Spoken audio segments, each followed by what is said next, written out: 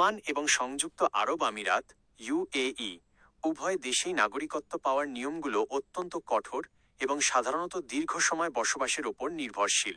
আপনার প্রশ্নে উল্লেখিত একই পরিবারের 4 জন নিহত হওয়ার বিষয়টি অত্যন্ত বেদনাদায়ক। যদি এই মর্মান্তিক ঘটনাটি আমিরাতে ঘটে থাকে, তবে নাগরিকত্বের ক্ষেত্রে নিচের বিষয়গুলো প্রযোজ্য হতে পারে। সংযুক্ত আরব আমিরাতে ইউএই নাগরিকত্ব পাওয়ার নিয়ম। 2021 সাল থেকে আমিরাত সরকার নির্দিষ্ট কিছু ক্যাটাগরিতে প্রবাসীদের নাগরিকত্ব দেওয়ার সুযোগ তৈরি করেছে, তবে এটি মূলত মেধাবী এবং বিনিয়োগকারীদের জন্য। বিনিয়োগকারী যারা আমিরাতে বড় ধরনের সম্পত্তি বা ব্যবসার মালিক, বিশেষজ্ঞ, ডাক্তার, প্রকৌশলী বা বিজ্ঞানী যারা বিশেষ কোনো ক্ষেত্রে দক্ষ, প্রতিভাবান, লেখক, শিল্পী বা উদ্ভাবক। দীর্ঘমেয়াদী বসবাস, সাধারণত 30 বছর বা তার বেশি সময় ধরে আমিরাতে বসবাস করলে নাগরিকত্বের আবেদন করা যায়, তবে এটি পাওয়া অত্যন্ত কঠিন। 2. মর্মান্তিক দুর্ঘটনার ক্ষেত্রে মানবিক নাগরিকত্ব বা রেসিডেন্সি।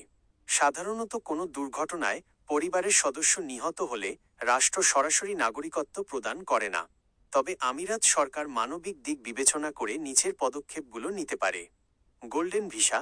গোল্ডেন ভিসা, যদি নিহত ব্যক্তিরা দেশের জন্য বিশেষ কোনো অবদান রেখে থাকেন, তবে তাদের পরিবারের বেঁচে থাকা সদস্যদের দীর্ঘমেয়াদী গোল্ডেন ভিসা দেওয়া হতে পারে। আর্থিক ক্ষতিপূরণ, দিয়া, ব্লাড মানি।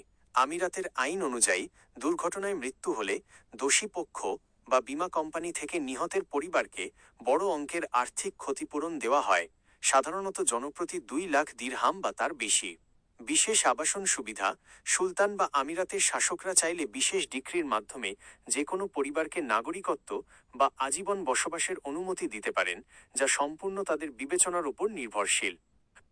3. বর্তমান পরিস্থিতিতে আপনার করণীয়।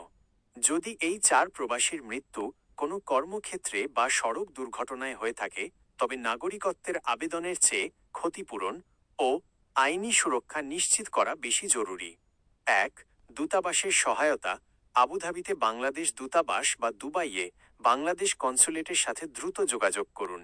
তারা মৃতদেহ দেশে পাঠানো এবং আইনি লড়াইয়ে সহায়তা করবে। 2. ডেথ সার্টিফিকেট ও আইনি নথি। দুর্ঘটনার পর পুলিশ রিপোর্ট এবং হাসপাতালের নথিপত্র সংগ্রহ করুন, যা ক্ষতিপূরণ পাওয়ার জন্য অপরিহার্য। 3. আইনি পরামর্শদাতা।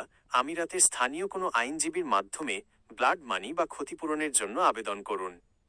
আপনার কি এই 4 জন প্রবাসীর মৃত্যু নিয়ে কোনো নির্দিষ্ট আইনি সহায়তা বা বীমা দাবির প্রক্রিয়া সম্পর্কে তথ্যের প্রয়োজন আছে?